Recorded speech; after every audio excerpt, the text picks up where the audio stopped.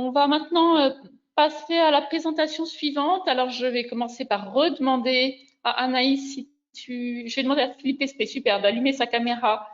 Bienvenue. En attendant que peut-être Anaïs vous mette en mode, vous transmette le mode présentateur.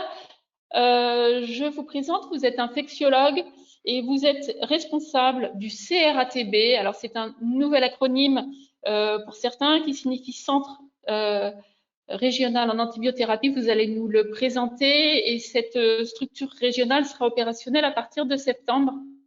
Je vous laisse la parole. Bonjour, est-ce que vous m'entendez? Tout à fait. Ok, alors, par contre, j'ai fait une petite manip qui fait que je ne vous vois plus du tout. Alors, nous avons perdu votre diapositive de l'écran. Me revoilà. Par contre, je n'ai pas le partage d'écran là.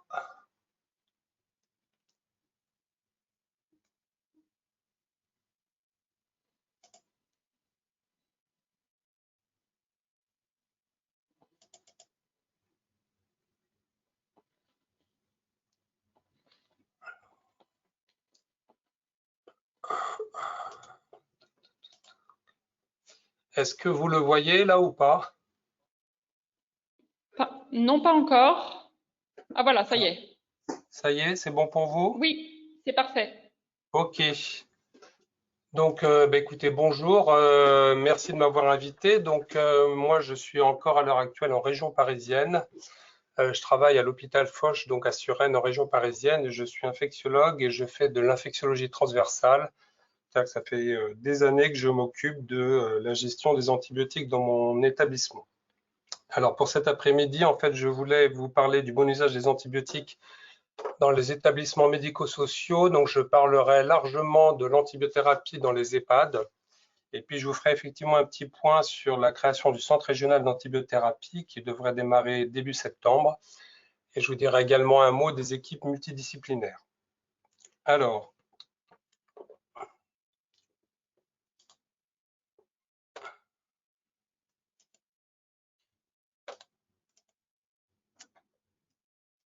je suis désolé, j'ai quelques soucis pour voir mon diaporama.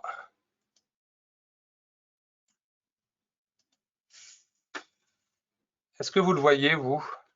Nous, on le visualise très bien. D'accord. Voilà. Donc, vous savez que les antibiotiques, c'est des médicaments qui sont quand même prescrits de manière extrêmement fréquente dans les établissements de santé, que ce soit les hôpitaux d'aigus, les établissements médico-sociaux, puisqu'on estime, alors ça, c'est des chiffres qui sont vrais pour les hôpitaux aigus, que 25 à 50% des patients reçoivent un traitement antibiotique pendant leur séjour.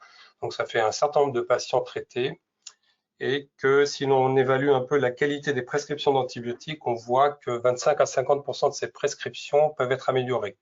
Alors l'amélioration peut porter sur l'indication de l'antibiothérapie, qui est parfois quelque chose de difficile à juger, mais cela vaut également sur le choix de la molécule antibiotique, les modalités d'administration, la posologie et la durée de traitement. À l'heure actuelle, c'est quelque chose sur lequel on travaille beaucoup, qui est un objectif de raccourcir la durée d'antibiothérapie des patients pour limiter leur exposition aux antibiotiques. Bon, vous savez également que la juste prescription des antibiotiques est considérée comme un volet essentiel du programme de lutte contre les infections associées aux soins et de la maîtrise de l'antibiorésistance. Alors, pourquoi s'intéresser aux prescriptions d'antibiotiques en EHPAD? Première raison, c'est une prescription fréquente puisque les enquêtes montrent que la prévalence des patients traités par antibiotiques en EHPAD est de 3 à 15%, donc c'est quand même quelque chose de fréquent, avec une incidence mesurée entre 50 et 80% de patients sous antibiotiques par année d'hébergement. Les données montrent qu'il y a quand même une grande variabilité entre les établissements.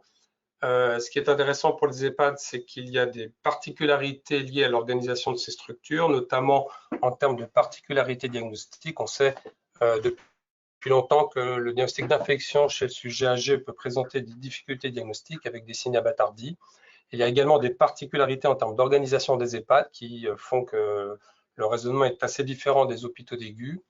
Et là aussi, lorsqu'on évalue les qualités de prescription, on voit que un certain nombre de ces prescriptions pourraient être améliorées, puisqu'un certain nombre de patients reçoivent à tort des antibiotiques ou alors des antibiothérapies non appropriées. Alors c'est quelque chose quand même très important, ce bon usage des antibiotiques, d'une part parce qu'il peut avoir un impact individuel pour les résidents. Une antibiothérapie mal prescrite peut avoir un impact en termes de risque d'émergence de résistance. Et puis c'est également un impact collectif tout à fait majeur au niveau des collectivités, puisqu'elles contribuent, enfin le mauvais usage des antibiotiques va contribuer à la gestion et à la pérennisation des épidémies de BMR, de BHR et pour les sujets âgés, des infections redoutables que sont les infections à Clostridium difficile. Alors, les infections les plus fréquemment traitées en EHPAD sont de 3 types. En premier, les infections urinaires, 32 à 66% des prescriptions. Viennent en deuxième les infections respiratoires, 15 à 36% des prescriptions. Et puis enfin, les infections de la peau et des tissus mous, plus rares. Alors, pendant longtemps, le bon usage des antibiotiques en EHPAD était un sujet qui était relativement négligé, mais ce n'est plus le cas depuis plusieurs années et c'est désormais devenu un sujet tout à fait d'actualité. Et ma présentation a été basée sur ce travail et cette publication très intéressante d'une équipe européenne publiée en 2015 qui fait vraiment un point extrêmement intéressant sur la situation. On a également des données de surveillance des consommations d'antibiotiques. Donc, je vous montre ici les résultats de la mission SPARES. Ce sont les données 2018-2019. Alors là, ça concerne uniquement les EHPAD. C'est un travail mené sur 455 structures d'EHPAD, ce qui représente 6,1% des structures nationales françaises. Et ce sont des données qui sont fournies par le réseau Consores, qui permet d'une part d'avoir les consommations et d'autre part la résistance bactérienne dans les établissements. Vous avez ici les résultats, donc on retrouve une consommation qui n'est pas négligeable dans les EHPAD puisqu'on est à 37 doses définies journalières d'antibiotiques pour mes journées d'hébergement, donc ça fait un nombre conséquent de patients traités. Et vous voyez que selon la structure de l'EHPAD et sa particularité, les consommations varient quand même d'une EHPAD à l'autre. Les 3 antibiotiques les plus prescrits, donc c'est ces 3 antibiotiques-là qu'il va falloir cibler si on veut faire des actions d'amélioration. En premier, l'amoxicilline aciclavulanique, très utilisée, c'est un tiers des consommations d'antibiotiques dans les EHPAD. Puis en deuxième, l'amoxicilline seule, 27% des prescriptions. Et ensuite, la ceftriaxone, qui est quand même moins fréquemment utilisée. Alors, vous avez ici l'évolution des consommations d'antibiotiques dans ces EHPAD dans ce travail de la mission SPARES sur 2 années, qui semble montrer, mais on n'a pas encore un recul suffisant puisque le travail porte que sur 2 années, une diminution des antibiotiques en 2019 par rapport à 2018, avec là aussi une forte proportion d'antibiothérapie par voie orale et d'antibiothérapie de première ligne. Alors les challenges posés par la prescription d'antibiotiques en EHPAD, comme je l'ai dit au tout début, d'une part c'est les difficultés diagnostiques, et un exemple extrêmement classique et fréquent, c'est la conduite à tenir devant un ECBU positif, puisqu'il peut traduire une bactériurie asymptomatique, très fréquente chez les sujets âgés, qui ne nécessite pas d'antibiothérapie, ou moins fréquemment une infection urinaire qu'il va falloir traiter. Une autre particularité qu'on peut retrouver dans les EHPAD, c'est la multiplicité des intervenants qui vont être impliqués dans le bon usage. Au niveau médical, il y a bien sûr le médecin coordonnateur de l'EHPAD, mais un certain nombre de médecins interviennent également sur les prescriptions.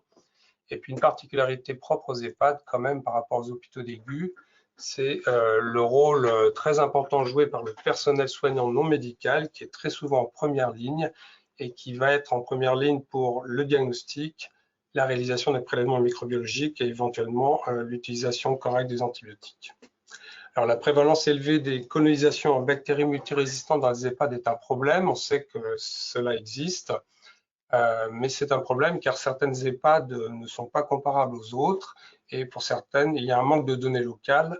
Le réseau COSORES, quand on participe à ce réseau, peut permettre de fournir des données locales et donc permettre une comparaison entre établissements. 2 autres particularités dans les EHPAD, qu'on voit un petit peu dans les hôpitaux aigus, mais quand même beaucoup plus dans les EHPAD, c'est la problématique des soins de confort, voire du traitement palliatif.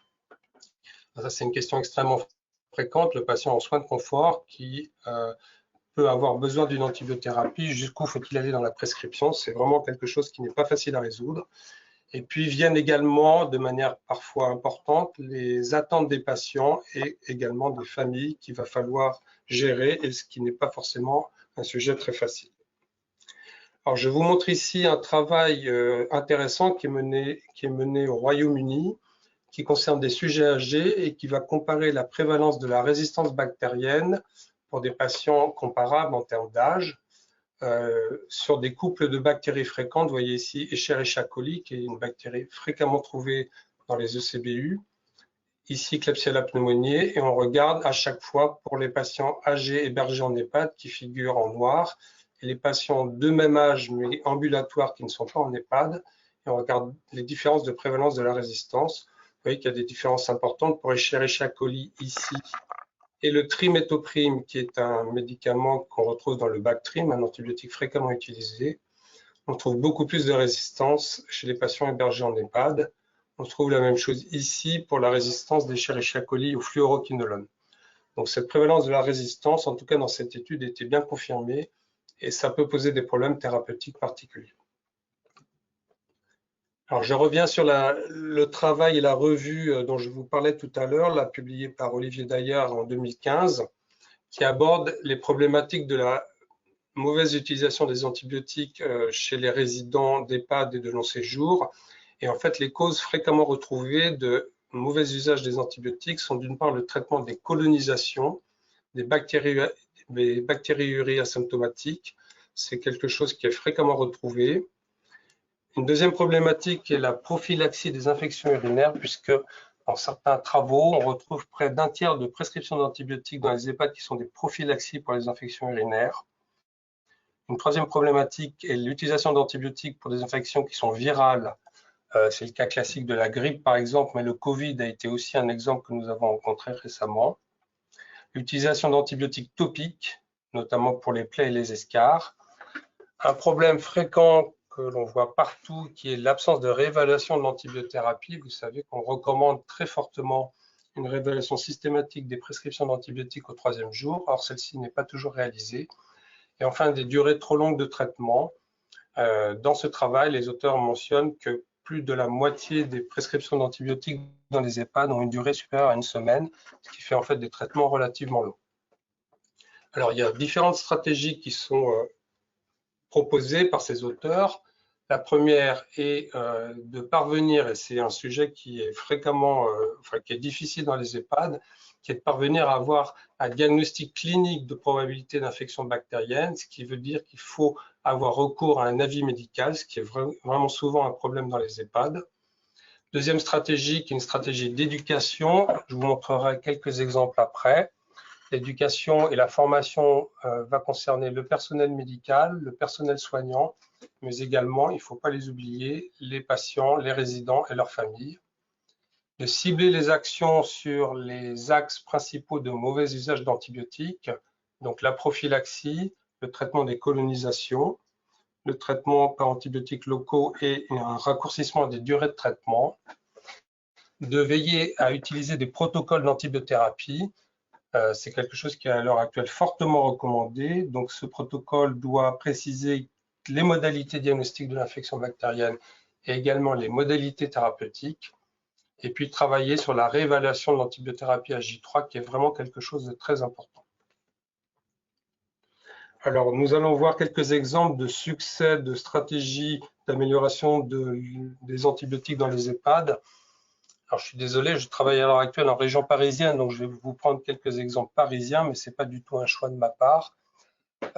Ici, c'est un travail qui avait été mené dans une EHPAD à Bondy, qui consistait à essayer d'améliorer l'utilisation des antibiotiques à partir des résultats de CBU positifs. Et donc, les auteurs ont travaillé en 2 temps. Il s'agit d'une étude prospective, donc dans cette EHPAD, avec une première phase éducative comprenant une formation des soignants, des actions de sensibilisation pour les usagers et les actions sur les prescripteurs d'antibiotiques. Après cette première phase, les auteurs ont continué par une deuxième phase dite éducative renforcée, qui a compris de nouvelles séances de formation pour les infirmières, un élément important qui est un contact individuel avec les prescripteurs qui ne suivaient pas les recommandations, Et puis, une dernière action relativement simple qui consistait à ce que le coordonnateur médical de l'EHPAD agrafait systématiquement les recommandations de traitement aux résultats de CBU. Alors, voilà les résultats de cette intervention. Dans la première phase, que vous voyez ici, le fait de sensibiliser à la bonne pratique de réalisation des ECBU a permis de diviser par 2 le nombre de CBU prélevés dans l'EHPAD. Et en parallèle, vous voyez qu'on assiste à un raccourcissement très net de la durée d'antibiothérapie des patients qui passe de 11 à 6 jours, avec une réduction de certaines molécules à spectre écologique éventuellement délétères, telles que les quinolones. Par contre, dans cette première phase, la conformité du choix de l'antibiothérapie restait assez faible, 33%, et les durées restaient également beaucoup trop longues. La deuxième phase dite éducative renforcée a permis de continuer à améliorer l'usage des antibiotiques dans cette EHPAD avec une amélioration de la conformité du choix de la molécule et une amélioration de la durée de traitement avec une conformité de la durée de traitement qui était nettement meilleure que dans la première phase. Donc une intervention relativement simple et qui s'avère efficace en termes de réduction des ECBU, de réduction des antibiothérapies et de réduction des durées de traitement.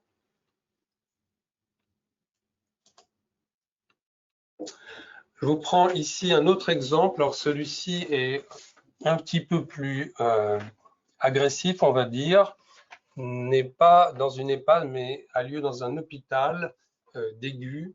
Et alors là, la stratégie, c'est toujours pour les ECBU positifs, et beaucoup plus radicale puisque les auteurs ont voulu tester l'hypothèse qu'un certain nombre de CBU envoyés au laboratoire étaient faits de façon systématique et pas sur une suspicion clinique, et que finalement, ces examens étaient faits un peu de façon routinière et pas du tout exploités. Ils ont donc décidé de ne plus rendre les résultats de CBU sur le logiciel de rendu des résultats et de demander au prescripteur, s'il voulait avoir le résultat, il fallait qu'il téléphone au laboratoire pour récupérer le résultat.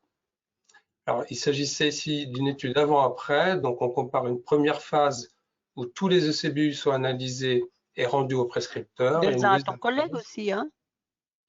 Pardon? Ça va? Il n'y a pas de... Tout se passe bien? Dis, hein, si tu as besoin de quelque chose pour moi. Est-ce que vous m'entendez? Il y a un micro à couper. Oui, oui, il faut qu'on coupe un micro. Sylvie, il faut que tu coupes ton micro. Donc, la deuxième phase consistait, donc, comme je vous le disais, à ne pas rendre les résultats des CBU. Il fallait qu'il y ait un effort fait par le prescripteur qui devait téléphoner au laboratoire pour récupérer le résultat. Alors, ce qui est intéressant, ce qu'on voit, c'est que la part de patients traités après un ECBU rendu positif chute de manière extrêmement importante dès que le résultat n'est pas rendu automatiquement, puisqu'on passe de 48% de prescription à 12% de prescription dans la deuxième phase, avec une diminution très très nette du rendu du résultat, puisque dans la première phase, tous les résultats sont rendus. Dans la deuxième phase, il faut qu'il y ait un effort du prescripteur qui doit téléphoner au laboratoire.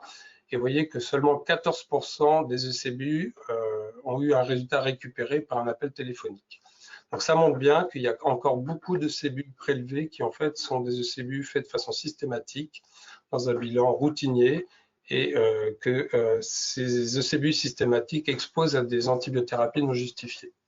Alors pourquoi on dit ça? C'est parce que les auteurs ont également vérifié que cette pratique de ne pas rendre les résultats de CBU n'était pas délétère pour les patients, et c'est ce qu'ils ont observé puisqu'il n'y a eu aucune conséquence négative sur le fait de ne pas rendre le résultat. Voilà, alors je ne vous dis pas que c'est l'exemple à suivre partout et que c'est quelque chose qu'il faut absolument mettre en place partout, mais ce travail interroge un petit peu quand même sur la pratique des CBU dans les établissements de santé. Alors pour la prophylaxie des infections urinaires, là aussi c'est un sujet sur lequel des améliorations peuvent être faites. Vous avez ici un travail canadien qui est fait dans un certain nombre d'EHPAD au Canada et qui évalue l'impact de la prophylaxie antibiotique des infections urinaires chez les résidents. On va donc comparer le devenir des patients en EHPAD qui reçoivent une antibioprophylaxie d'infection urinaire versus ceux qui ne reçoivent pas cette antibioprophylaxie. Et vous voyez que la pratique de l'antibioprophylaxie est délétère puisqu'elle est associée à des impacts négatifs en termes de transfert dans un hôpital, en termes de sélection de résistance des bactéries aux antibiotiques, en termes de survenue d'infection à Clostridium difficile et en termes d'effets secondaires indésirables. Donc vraiment, la pratique de l'antibioprophylaxie doit être maintenant extrêmement réduite et limitée au maximum.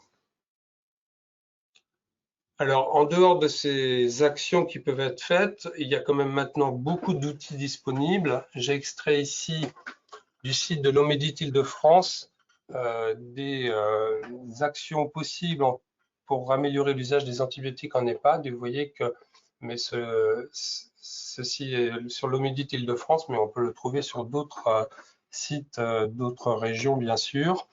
Et donc, l'Omedit a mis en place des guides de recommandation et des dépliants d'information. Donc, rapidement, vous avez ici le guide d'antibiotiques des EHPAD en 2018, un guide qui précise pour chaque situation quel antibiotique prescrire et quelle durée. Et vous voyez que les durées mentionnées sont des durées fixes. À l'heure actuelle, on travaille beaucoup sur la limitation des durées de traitement. Et donc, ce guide doit permettre d'améliorer les pratiques d'antibiothérapie dans les EHPAD. Alors, au sein de la SPIF, donc de la Société de pathologie infectieuse de langue française, donc là, on sort un peu du cadre de l'EHPAD, nous émettons des recommandations de durée de traitement pour les infections courantes non compliquées.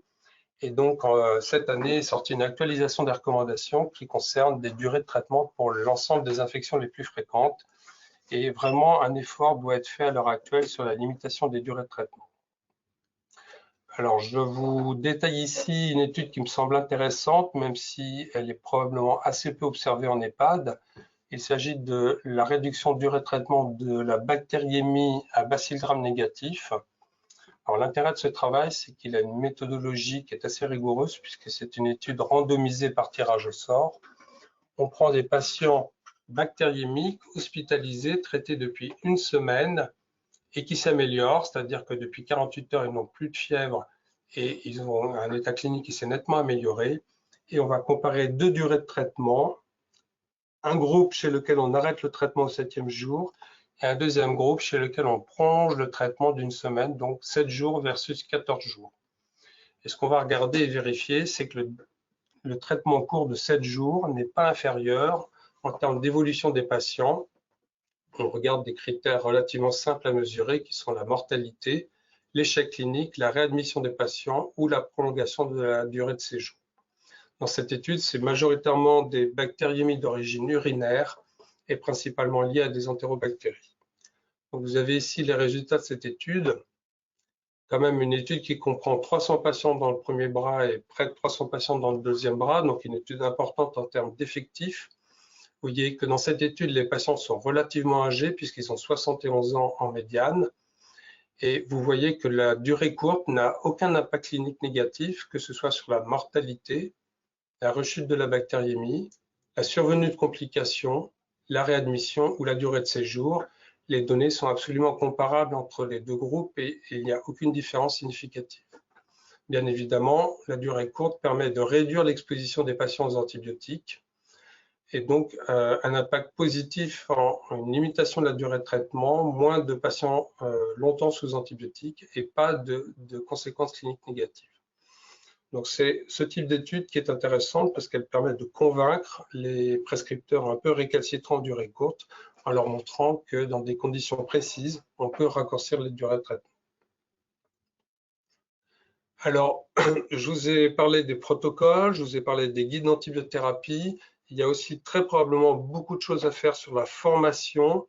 Ici, un quiz de l'Omedit Île-de-France sur le bon usage des antibiotiques en EHPAD.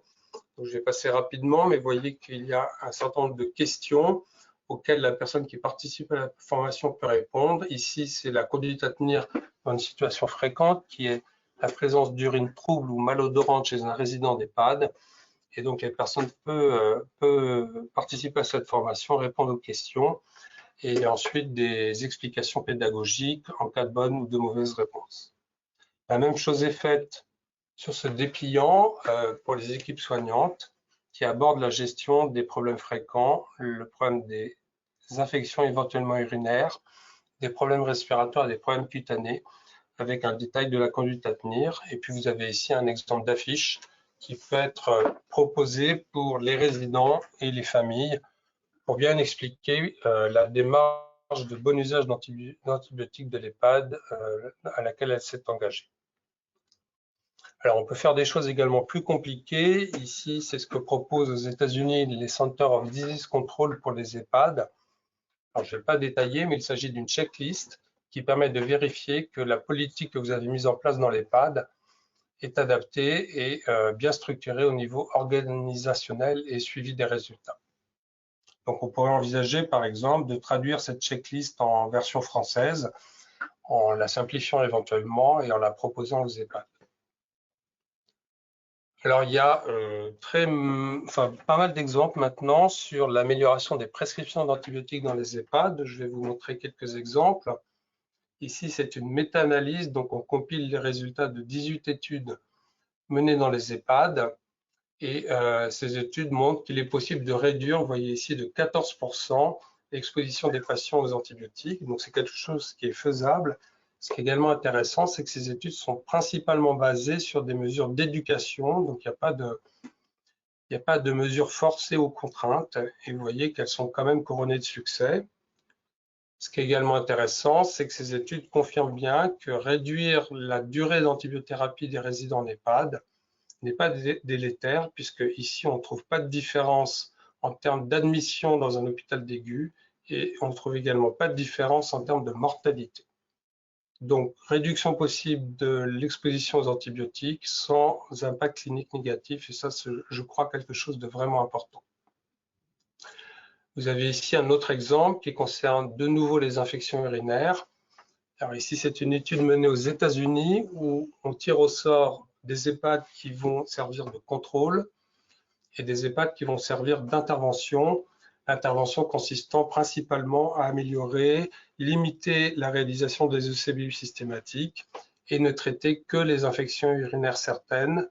Et on va également voir ce qui se passe en termes de durée d'antibiothérapie, d'impact clinique et également de conséquences écologiques. Là, ici, ce qui est regardé, c'est la survenue d'infections à Clostridium difficile. Et donc, l'intervention est couronnée de succès en ce sens que le fait de renforcer l'éducation, la formation, permet de limiter le nombre de patients qui vont recevoir des antibiotiques sans impact négatif. Là, vous avez ici les hospitalisations qui sont comparables entre les deux groupes, la mortalité qui est comparable entre les deux groupes.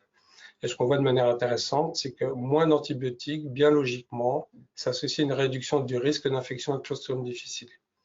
Donc là, c'est vraiment tout bénéfice, c'est-à dire qu'il y a un bénéfice individuel pour les patients, mais aussi un bénéfice collectif. Alors, pour ce qui est de la création du centre régional en antibiothérapie, en fait, vous connaissez forcément, je pense, les plans antibiotiques nationaux, et donc depuis quelques années, il avait été évoqué la possibilité de développer de manière plus importante une politique régionale de bon usage des antibiotiques. Et donc, c'est le sens d'un rapport qui avait été fourni à la DGS en 2019 et qui avait été coordonné par Patricia Pavès, qui travaille à l'hôpital de Grenoble et qui connaît particulièrement bien la problématique de bon usage des antibiotiques. Et ce qui avait été proposé à l'époque, c'était de renforcer ce qui était déjà en place par la création, un peu comme sur le modèle des CEPIAS, de centres régionaux en antibiothérapie qui seraient chargés du pilotage de la politique de bon usage des antibiotiques en région. Adossé à ce centre régional, un renforcement avec la création d'équipes multidisciplinaires en antibiothérapie. Ces propositions soumises à la DGS ont été reprises dans une instruction ministérielle sortie l'année dernière. Alors, elle est sortie juste après la première phase du Covid, donc elle est passée relativement inaperçue dans le contexte de l'époque.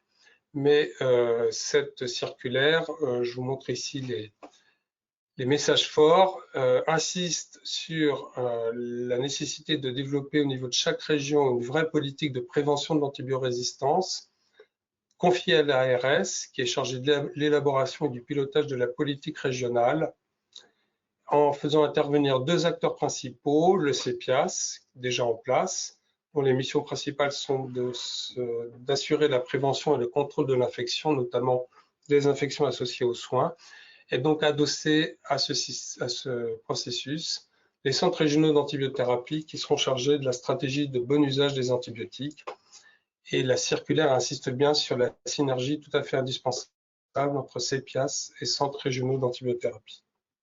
Donc, deux acteurs, le centre régional qui sera chargé de développer la politique de stratégie de bon usage des antibiotiques, à la fois pour les professionnels mais également pour le grand public.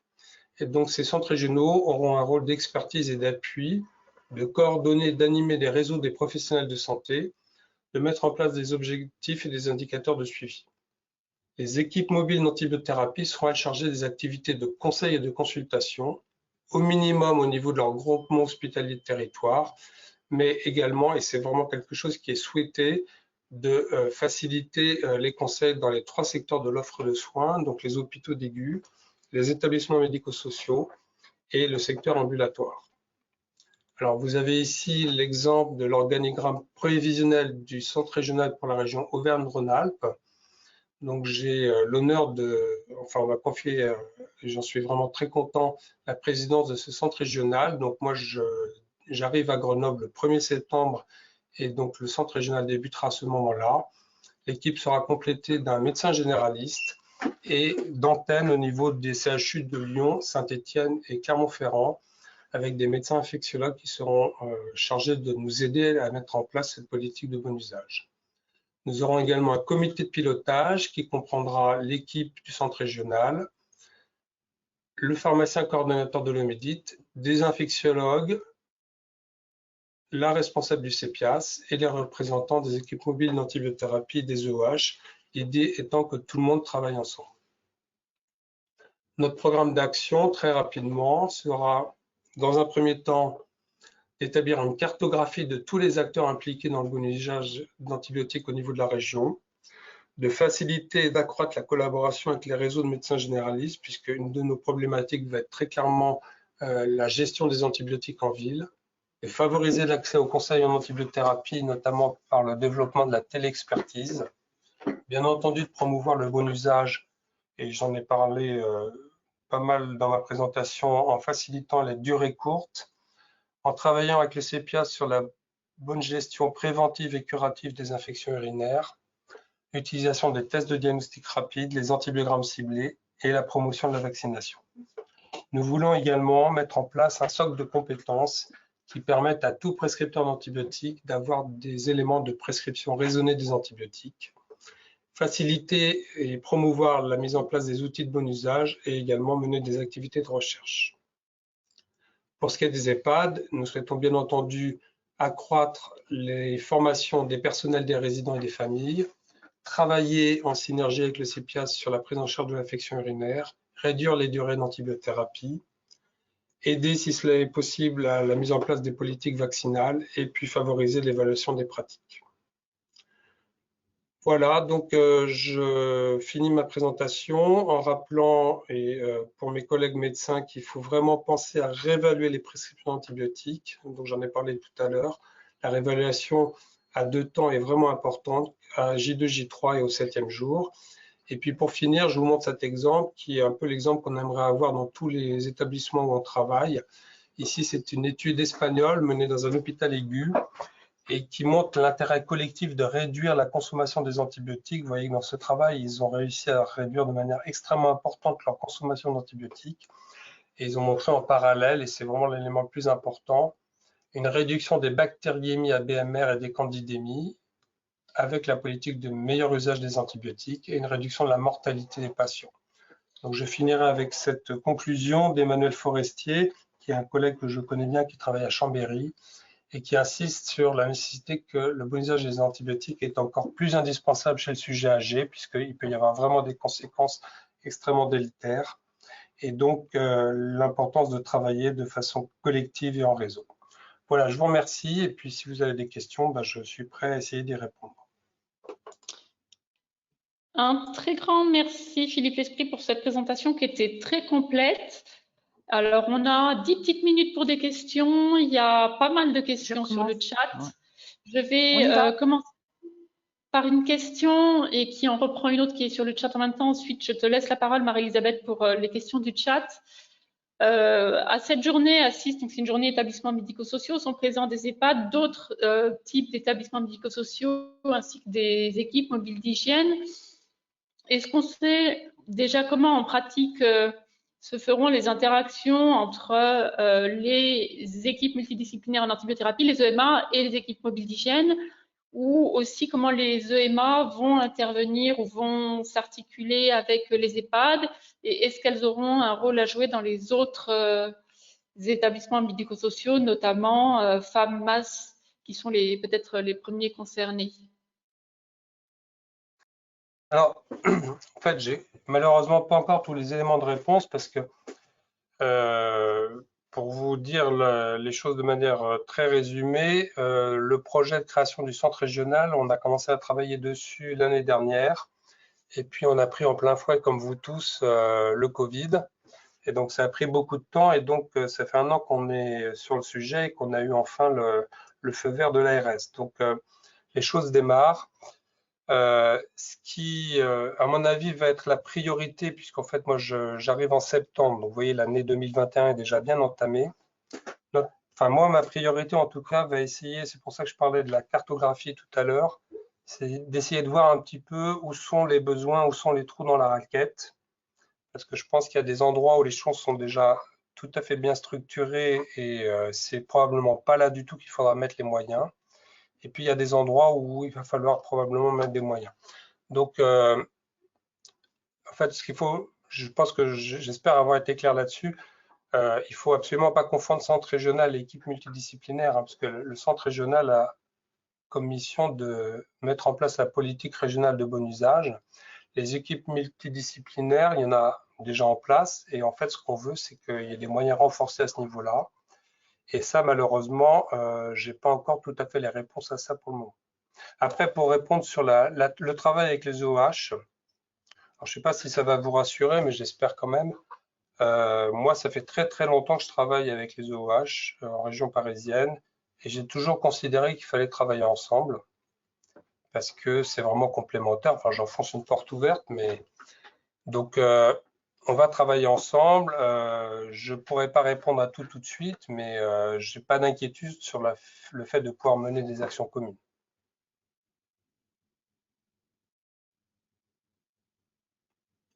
Merci beaucoup. Je te laisse la main, Marie-Elisabeth, pour le chat. Alors, une première question. Delpida, quel rôle peuvent jouer les infirmiers en établissements sociaux médico-sociaux pour améliorer les pratiques en termes d'antibiothérapie des usagers?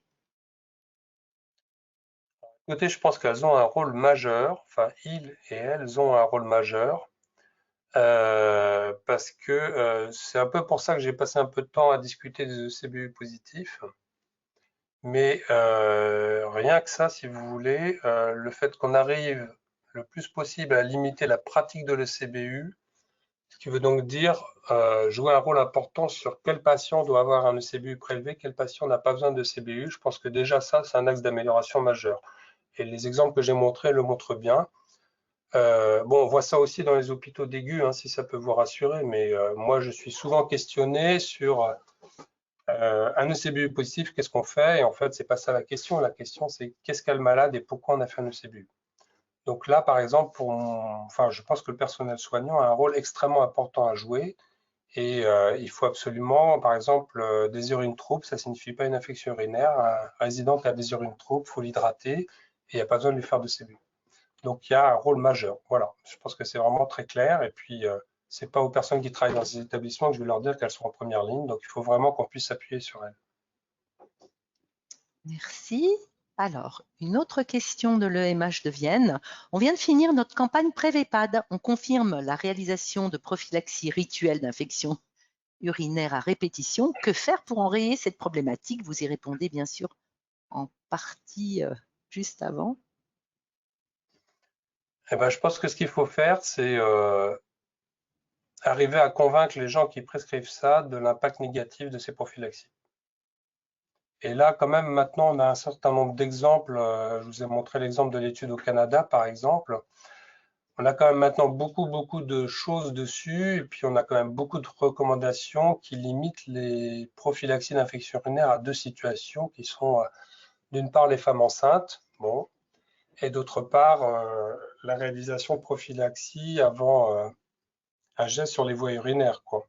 Donc, C'est pas facile, je sais bien, mais on a suffisamment maintenant d'éléments pour montrer l'impact négatif de ces prophylaxies. Et donc, il faut arriver à essayer de convaincre les gens qui les prescrivent d'arrêter cette pratique. Alors justement, il y a Isabelle Attali qui dit que la difficulté dans les EHPAD est le nombre important de prescripteurs qui passent très vite dans les locaux. Donc, comment les sensibiliser, c'est vraiment une grosse problématique. Je vous ai montré tout à l'heure l'exemple de l'EHPAD de Bondy. Moi, j'ai trouvé que c'est un exemple intéressant parce qu'en fait, je suis peut-être passé un peu vite, mais dans la deuxième phase, que faisait le coordonnateur médical de l'EHPAD, c'est qu'il avait tous les résultats de CBU positifs et il agrafait à ce résultat les recommandations de traitement ou de non-traitement des ECBU positifs. Et alors, ce n'était pas la seule mesure mise en place, mais c'était une mesure et ceci a probablement permis d'améliorer les pratiques. Donc, il faut arriver, entre guillemets, à coincer, je parle bien entre guillemets, les gens qui ne veulent pas suivre les recommandations et arriver à les convaincre. Donc, il faut essayer d'arriver à personnaliser la discussion. En fait. Mais oui, la multiplicité des intervenants, c'est un problème, je suis bien d'accord. Après, je ne sais pas quel est votre sentiment, mais on a quand même l'impression depuis quelques années que les choses sont en train de bouger dans le bon sens. Donc, il y a quand même maintenant beaucoup plus de gens qui sont dans la culture de meilleure utilisation des antibiotiques, même si ce n'est pas encore partout. Et je pense qu'on a probablement un vent un peu favorable pour accroître les efforts. Là, il y avait juste, en fait, merci, il y avait juste, en fait, une constatation de Madame Roux. En EHPAD, la moyenne d'âge est plus âgée. Et dans une étude, je pense que vous avez indiqué, dans l'étude, c'est maximum 81 ans. Donc, on a affaire dans les EHPAD à des gens qui sont beaucoup plus âgés apparemment que dans cette étude. Oui, non, c'est vrai, mais c'était un peu le sens de la dernière diapositive qui reprenait un topo des mammifères forestiers. C'est raison de plus les gens sont âgés, plus il faut y faire attention. Et puis, Madame Clauson qui demande quelle place pour les antibiotiques en sous-cutané en EHPAD, maintenant que tout est hors AMM. Oui, alors, on est un certain nombre d'infectiologues pas tout à fait d'accord avec cette décision. Alors, on parle principalement de la ceftriaxone en sous-cutané. Il y a quand même des données, notamment au niveau français, sur des cohortes de patients traités par la ceftriaxone en sous-cutané. Alors, ce qui est quand même dit, c'est qu'effectivement, il faut éviter cette prescription, mais que si elle est argumentée, elle est possible. Donc, quand on a la main forcée, qu'il n'y a pas d'autre solution, je ne vois pas de raison de ne pas pouvoir le faire. Il me semble plus important de limiter les durées de traitement que de s'énerver, entre guillemets, sur la pratique de la ceftriaxone en sous-cutané. Mais c'est mon point de vue. Alors, j'ai vu au passage un petit commentaire sur le fait que c'est les urologues qui prescrivent les prophylaxies et qu'on est obligé de les suivre quand c'est les urologues. Je vais vous rassurer, c'est partout pareil. Mais même les urologues sont en train de changer sur l'usage des antibiotiques et ils ont notamment un comité au niveau de leur société sur l'utilisation des antibiotiques. Donc, si votre urologue n'est pas convaincu, vous pouvez lui donner les coordonnées de la société d'urologie parce qu'il y a plein de choses là-dessus. Donc, Madame Roux serait preneuse d'une autre étude pour extrapoler la baisse de la durée de l'antibiothérapie pour les bactériémies à bactéries gram-négatifs. Écoutez, très bien, je note. C'est quelque chose qu'on va pouvoir envisager. Alors, peut-être pas cette année quand même, mais je note la proposition pour l'année prochaine. Il va nous falloir pas mal de patients quand même. Alors, Madame Lopez, est-ce que les femmes masses risquent d'avoir une conso d'antibiotiques? Alors là, vous me posez une colle. Ouais. Bon, je pense que ce qui est intéressant quand même, je pense que beaucoup de gens parmi vous connaissent Consores. L'intérêt de Consores, je trouve, c'est de fournir ces données de consommation.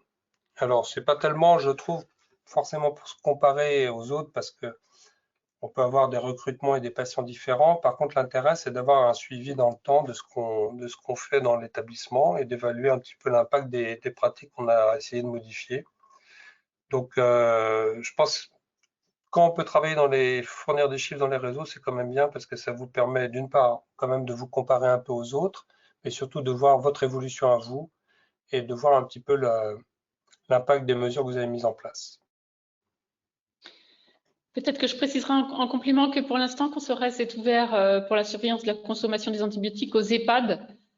Et les FAMMAS, avec le fait qu'ils ne soient pas strictement médicalisés, il n'y a pas de médecin coordonnateur, relèvent certainement plus de la surveillance de la consommation en ville par les médecins généralistes ou par les prescriptions en ville. Et donc, il y a Isabelle Attali qui pense qu'il y aura un recueil d'indicateurs pour très bientôt dans les EHPAD sur la consommation d'antibiotiques. Bah oui, de toute façon, là je vous ai montré les données de SPARES, alors c'était quand même très minoritaire, hein, puisque ça représentait que 6% des EHPAD, mais c'est sûrement très important. Et puis, bon, moi j'ai beaucoup travaillé dans un hôpital aigu, mais je vois quand même souvent des patients d'EHPAD qui viennent à l'hôpital et puis qui repartent en EHPAD. Donc de toute façon, on n'est pas compartimenté, on est tous ensemble et les patients vont, viennent, etc. Donc je pense qu'il faut absolument arriver à travailler dans les réseaux et fournir des données de consommation, c'est vraiment important. Et puis, vous avez un médecin de l'Allier qui vous dit qu'en EHPAD, la réévaluation d'efficacité des antibiotiques, il vous demande est-ce qu'elle est dévolue au médecin co à 24-48 heures, à 7 jours, au vu que le médecin traitant du résident a un rythme de passage hebdomadaire ou à la demande. Je n'ai pas la réponse complète à la question. Ce qui est sûr, c'est qu'à mon avis, il faut voir comment on peut la mettre en place. Parce que vraiment, la prescription initiale, c'est un sujet qui n'est pas toujours très facile. À J0, c'est quand même pas toujours très facile de savoir s'il faut ou pas, quel antibiotique et tout. Par contre, à J2, J3, on a l'évolution du patient ou du résident. Et c'est vraiment un moment important où on peut améliorer les choses. Donc, est-ce que c'est le médecin coordonnateur qui doit faire? Est-ce qu'il peut travailler en réseau avec ses collègues et tout? Il faut décliner ça au niveau de chaque EHPAD. Ce qui est sûr, c'est qu'il faut arriver à la mettre en place. C'est vraiment important. Merci. Je crois que vous aviez lu le commentaire avec les urologues. Et du coup, là, c'est la même chose. Hein. Certains EHPAD n'ont plus de médecins co. Donc, comment mobiliser les médecins généralistes, les libéraux, sur les stratégies en TB, les réévaluations? C'est ce que vous venez de dire, je crois. Ouais, il faut parvenir à avoir. Mais je comprends bien la difficulté, c'est sûr, hein, mais je pense pas que le personnel soignant peut pas tout faire. Donc, il faut absolument qu'on arrive à faire en sorte que les médecins s'impliquent dans ces structures. Et probablement qu'il faut que tout le monde comprenne bien que ce qu'on fait dans les EHPAD ou dans les hôpitaux d'aigu, ça va servir pour les EHPAD et vice-versa. Donc, il faut absolument faire en sorte qu'il y ait plus d'implication médicale, bien sûr. Merci encore beaucoup pour vos réponses, pour votre présentation.